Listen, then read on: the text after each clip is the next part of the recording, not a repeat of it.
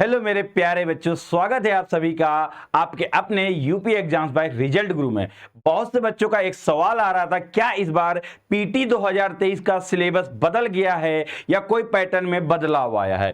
तो दोस्तों, ऑफिशियल आपने नोटिफिकेशन देख लिया होगा। अगर नहीं देखा है तो मैं लेकर आया हूं एकदम संपूर्ण सिलेबस की जानकारी और बताऊंगा चैप्टर वाइज कहां से कौन सा क्वेश्चन पूछा जाएगा और कौन से चैप्टर से पूछा जाएगा। दोस्तों, पूरे बदलाव के साथ जो नया नोटिफिकेशन है, एक एक चीज के बारे में जानकारी देंगे आपको, तो बने रहिए वीडियो के साथ और चलते हैं हम लोग सिलेबस के पास। तो बेटा, ये आपका पूरा नोटिफिकेशन है। जब आप बात करेंगे यहां से, तो ये देखिए आपका जो पूरा समय दिया गया है, 2 घंटे की अवधि होगी, 100 नंबर का आपका पेपर होगा और 100 ही क्वेश्चन होंगे, जिसमें माइनस मार्किंग आपकी 1/4 होगी, अर्थात 0.25 की माइनस मार्किंग होगी। अगर सिलेबस की मेरे दोस्त बात करें तो सबसे पहले दिया गया है, इन्होंने दिया है भारतीय इतिहास।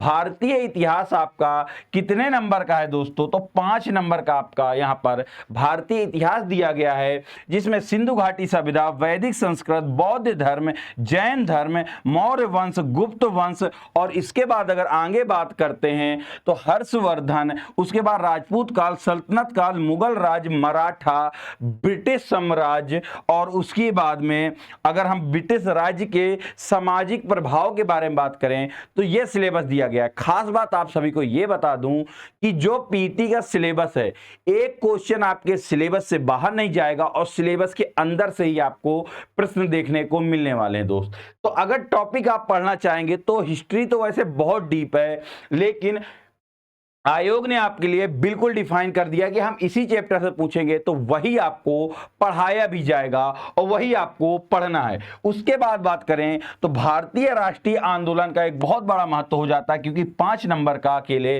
भारतीय राष्ट्रीय आंदोलन आता है, जहां आप देख लेंगे स्वाधीनता हो गया, स्वदेशी क्रांति, आपका विधायी संशोधन, भारत छोड़ो आंदोलन हो जाते हैं। ये 5 टॉपिक आपके 6 टॉपिक अलग से हो जाते हैं हिस्ट्री में ही, जिसे कहते हैं भारतीय राष्ट्रीय आंदोलन, 1857 के बाद की क्रांतियां जिसे कहते हैं, वो हो जाएगा।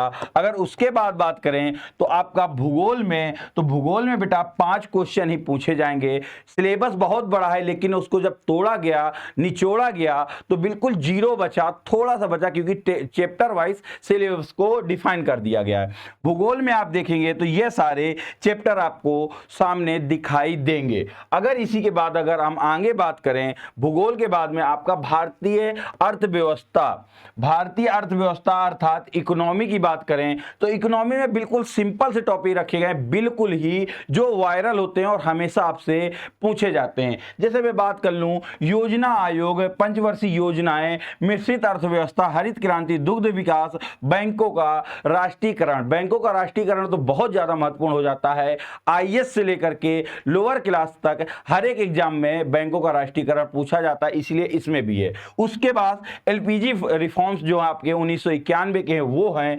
2014 के बाद के आर्थिक सुधार पूछे जाते हैं। ठीक दोस्त, तो ये आपका इकोनॉमी में आ जाता है। उसके बाद अगर बात करें भारतीय संविधान एवं लोक प्रशासन की, तो बिल्कुल छोटा सा टॉपिक रखा गया है।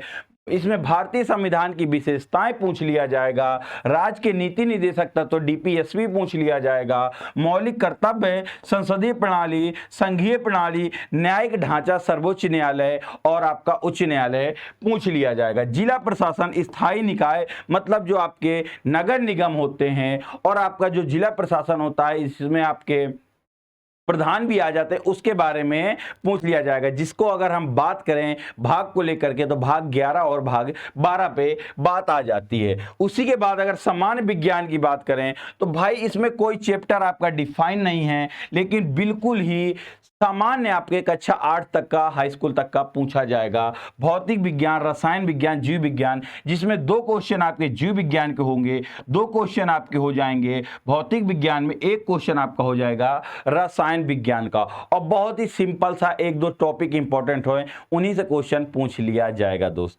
जैसे कि मैं बात करूं आपका विटामिन हो गया, और वहीं भी अगर बात करूं तो बीमारियां हो गई, 2 क्वेश्चन बिल्कुल फेमस हैं, वही पूछे जाएंगे। प्रारंभिक गणित की अगर अगर बात करूं तो दोस्त ये भी बिल्कुल कक्षा 8 के लेवल का ही आपसे पूछा जाएगा, इससे ऊपर नहीं। पूर्ण संख्याएं, प्रतिशत, साधारण अंक गणितीय समीकरण, वर्ग एवं वर्गमूल, घातांक और औसत, बहुत ही सिंपल चीजें पूछी जानी है आपका मैथ में। मैथ के बाद बात करूं तो हिंदी में आपके 7 चैप्टर हो जाते हैं और 5 क्वेश्चन पूछे जाते हैं। कितने?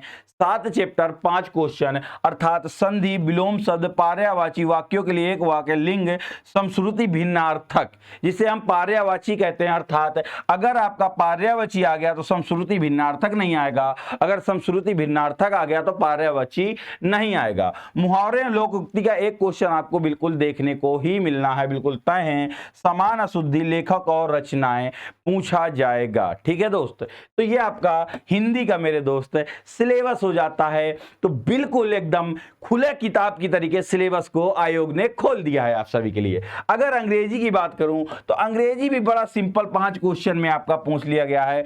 अपठित गद्यांश या व्याकरण, इनसे 5 क्वेश्चन आएंगे। और इंग्लिश के लिए मैं आपको एक शानदार जड़ी बूटी दूंगा, वो जड़ी बूटी ऐसी है कि आप पांचों के पांचों क्वेश्चन करके आएंगे दोस्तों। उसके बाद अगर मैं बात करता हूं अपने सब्जेक्ट की, जिसको कहते हैं हम तर्क शक्ति, रीजनिंग, भाई साहब यकीन मानना 5 क्वेश्चन तो हैं, लेकिन दिमाग खोल देने वाले क्वेश्चन आएंगे। अगर आपको थोड़ा सा भी कंफ्यूजन हुआ तो क्वेश्चन गलत करके आने वाले हो। क्यों? क्योंकि बेटा जब नंबर सीरीज और कोडिंग डिकोडिंग की बात आती है ना, तो बैंकिंग लेवल को भी फेल करने की क्षमता यूपी SSC रखता है दोस्त। तो क्लास जरूर लेना और ये चैप्टर आप अच्छे से देख लो, बहुत ही शानदार तरीके से। उसके बाद करंट अफेयर का वेटेज तो आप जानते